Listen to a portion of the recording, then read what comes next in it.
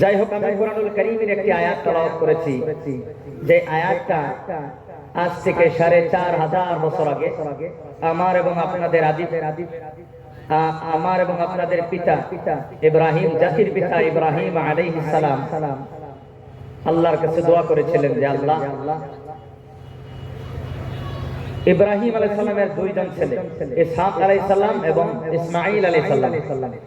ইসহাক আলাইহিস সালামের লিঙ্কে ইসহাক আলাইহিস সালামের মানে বংশে অগণিত নবীগণ আল্লাহ তাআলা পাঠিয়েছেন, কিন্তু ইসমাঈল আলাইহিস সালামের বংশে আল্লাহ তাআলা আমাদের নবী ব্যতীত আর কাউকে পাঠান নাই। ইব্রাহিম আলাইহিস সালামের দোয়া করেছিলেন যে আল্লাহ, আমার ছেলে ইসমাঈলের বংশে এমন একজন নবী তুমি পৃথিবীতে পাঠাও, যেই নবী ৪টি কাজ করে গোটা দুনিয়ার মানুষকে চিরস্থায়ী জীবনের সুখ শান্তি আর ভোগ বিলাস নিশ্চিত করার জন্য উনি আজীবন কষ্ট করে দুনিয়া থেকে বিদায় হবে, এমন একজন নবী আমার ইসমাঈল আলাইহিস সালামের বংশে আল্লাহ তুমি দান করো। আল্লাহ সেই দোয়া কবুল করেছিলেন। আপনার 4500 years ago Allah accepted the convocation of Ibrahim alayhi salam. Ibrahim আলাইহিস সালামের দোয়া কবুল করে আল্লাহ আমাদেরকে সম্মানিত করেছেন বিশ্বের সর্বশ্রেষ্ঠ নবীর উম্মত বানিয়ে। বলেন সুবহানাল্লাহ। রাসূল হাদিসের মধ্যে বলেন, ইন্নাল্লাহা ফাদ্দালানি আলাল আম্বিয়া, নিশ্চয় আল্লাহ আমারে পৃথিবীর সব নবীগণের সর্দার বানিয়েছেন। চিল্লায়া বলেন সুবহানাল্লাহ। রাসূল শুধু বিশ্ব নবী নয়, নেতা যত বড় হয় নেতার তলে যারা থাকে তাদের পজিশন তত বড় হয়। কথা বলেন ঠিক কিনা? যত বড় নেতা তার পিয়েরও তত দাম হয়। আমাদের রাসূল পৃথিবীর সর্বশ্রেষ্ঠ নবী, আর আমরা হলাম পৃথিবীর সর্বশ্রেষ্ঠ উম্মত। বলেন সুবহানাল্লাহ। সাধারণ কোন টাইটেল নয়, সাধারণ কোন সম্মান নয়, অসাধারণ সম্মান। অসাধারণ সম্মান রাসূল দিয়ে আমাদেরকে বলেছেন, ওয়া ফাদ্দালা উম্মতি আলা সাইরিল উমাম, আর আমার উম্মতরে আল্লাহ পৃথিবীর সব উম্মত থেকে শ্রেষ্ঠ বানিয়েছেন। চিল্লায়া বলেন সুবহানাল্লাহ। রাসূল সর্বশ্রেষ্ঠ নবী হওয়ার ফজিলত কি এবং আমরা সর্বশ্রেষ্ঠ উম্মত হওয়ার ফজিলত কি? রাসূলের ফজিলত হলো সর্বশ্রেষ্ঠ উম্মত হওয়ার কারণে মরার পরে যে শ্রেষ্ঠ জীবন জান্নাতে জীবন, এই জান্নাতে আমাদের নবীর আগে পৃথিবীর আর কোনো একজন নবীও জান্নাতে ঢুকতে পারবে না। বলেন সুবহানাল্লাহ। আর আমরা বিশ্ব নবীর শ্রেষ্ঠ উম্মত হওয়ার কারণে আমাদের ফায়দা হবে, আল্লাহ এই উম্মতের মানুষদেরকে জান্নাতে না ঢুকায়া পৃথিবীর আর কোন উম্মতকে জান্নাতে ঢোকার সুযোগ আল্লাহ দিবেন না। বলেন সুবহানাল্লাহ। তাহলে আমরা কি সাধারণ উম্মত না অসাধারণ উম্মত?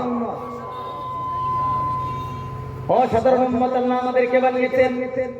যেই নবী বিশ্বনবী হলেন, কি কারণে বিশ্বনবী হলেন? এই কারণে বিশ্বনবী হলেন। বিশ্বনবী শুধু নামে উনি বিশ্বনবী হন নাই, ওনার কর্মজীবনে উনি কর্মিক ছিলেন। কর্মর কারণে উনি বিশ্বের সর্বশ্রেষ্ঠ নবী হয়েছেন। বলেন সুবহানাল্লাহ। এই গোটা নবীজির জীবনে যদি আমরা স্টাডি করি, 3টা ভাগে আমরা স্টাডি করতে পারবো। জন্ম থেকে নিয়ে 40 বছর বয়স পর্যন্ত নবীর 40 বছরের মক্কি জীবন, তারপরে নবুয়ত প্রাপ্ত থেকে আরম্ভ করে হিজরত করার আগে পর্যন্ত 13 বছরের মক্কি জীবন, তারপরে হিজরত করার পরে 53 বছর বয়স থেকে নিয়ে 63 বছর বয়সের মদিনার 10 বছরের জীবন। এই মানে 63 বছরের জীবনটার 3টা ভাগে যদি আমরা স্টাডি করি, যদি আমরা পড়ি, তাহলে দেখা যায় রাসূলের প্রথম 40 বছরের জীবন রাসূলের জন্য, নবীর জন্য নবুয়তের দলিল, উম্মতের জন্য শরীয়তের দলিল নয়।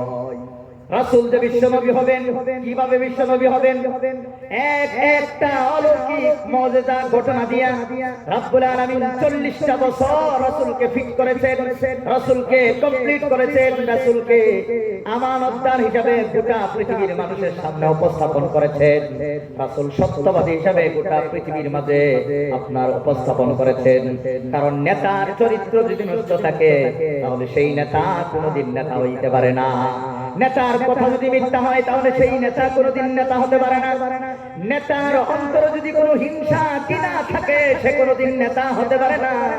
40টা বছর কাফির বেঈমানেরা যখন হয়তো বলতো যে তোমরা কেমন নবী মানো, নবী তো এইটা করছে এইটা করছে, 40টা বছরে আল্লাহ রাসূলকে এমন ভাবে আল্লাহ পাক্কা করলেন যেন কোনো কাফির বেঈমানে একটা আঙ্গুল তুলে রাসূলের বিরুদ্ধে গোটা জীবনের বিপক্ষে একটা বার কোনো কমপ্লেইন করতে যেতে না পারে। 40টা বছরে রাসূলকে আল্লাহ সেই ক্ষমতা, যোগ্যতা, এবিলিটি আল্লাহ দান করে আমাদেরকে নেতা বানিয়েছেন। বলেন সুবহানাল্লাহ। 13 বছরের জিন্দেগিতে রাসূল অসহনীয় ধৈর্য ধারণ করেছেন, সহ্য করেছেন। এককভাবে উনি 13টা বছর উনি কষ্ট করেছেন। জীবনে অনেক দুঃখ কষ্ট নিয়ে উনি ইসলামের মিশন চালায় গেছেন। 13টা বছর উনি একটা দিন এক মুহূর্ত পর্যন্ত আরাম করতে পারেন নাই। তারপরও এই রাসূল একদিন কোন মুসলমান তো দূরের কথা, নন মুসলমানকেও কোনোদিন গালি দেন নাই। সেই বিশ্বনবী 13 বছরের জিন্দেগির জীবন উনি কুরবানি দিয়েছিলেন। কুরবানি দিয়া গোটা পৃথিবী থেকে অন্ধকার দূর করে আলোর জন্য রাসূলকে আল্লাহ তাআলা পাঠিয়েছিলেন। 13 বছরের মদিনার জিন্দেগিতে রাসূল সর্বপ্রথম পৃথিবীর সর্বপ্রথম সংবিধান, লিখিত সংবিধান, পৃথিবীর সর্বপ্রথম সংবিধান মদিনা সনদ বানিয়ে 10 বছর পৃথিবীর সর্বশ্রেষ্ঠ রাজত্ব রাসূল এই দুনিয়া থেকে পালন করে দুনিয়া থেকে চলে গিয়েছিলেন। রাসূলের রাজত্বকালে একজন মুসলমান তো দূরের কথা, একজন ইহুদি, একজন নন মুসলিম, একজন মূর্তি পূজারী কোনদিন কোনো কষ্টের সম্মুখীন হইয়া দুনিয়া থেকে যায় নাই। 13 বছরে 10 বছরে রাসূল গোটা পৃথিবীর মানচিত্র পাল্টিয়ে দিয়েছিলেন। গোটা পৃথিবী থেকে মারামারি, কাটাকাটি, হানাহানি, হিংসা সব দূর করে ওনার পবিত্র আত্মার মতো সমস্ত সাহাবাদের আত্মা আলোকিত করে রাসূল দুনিয়া থেকে চলে গিয়ে হাজার হাজার লক্ষ লক্ষ সাহাবাদের একদল আল্লাহ দুনিয়াতে রাখিয়ে গিয়েছিলেন। তারা গোটা পৃথিবীকে উজালা করে তারা চলে গেছেন। কথা বলেন ঠিক কিনা? সেই বিশ্বনবী দুনিয়ার মধ্যে এসেছিলেন 4টি কাজ নিয়ে। এই 4টি কাজ যদি নবী যাওয়ার পরে যদি টিকে থাকে তাহলে ইসলাম টিকে থাকবে। এই 4টি কাজ যদি বন্ধ হয়ে যায় এক মুহূর্ত ইসলাম পৃথিবীতে থাকবে না। বলেন, পানির থেকে 100 কেজি ওজনের একটা মাছ এই ফিল্ডের মধ্যে আনিয়ে ধুয়ে দিলে কয় বছর বাঁচবো? বলেন, 1 বছর, 6 মাস, 2 মাস, 5 দিন? বলেন না কেন? পানির থেকে একটা মাছ উঠায় এই জায়গায় রাখলে বাঁচার 5 দিন তো দূরের কথা, 1 দিন বাঁচা অসম্ভব। কথা বলেন ঠিক কিনা?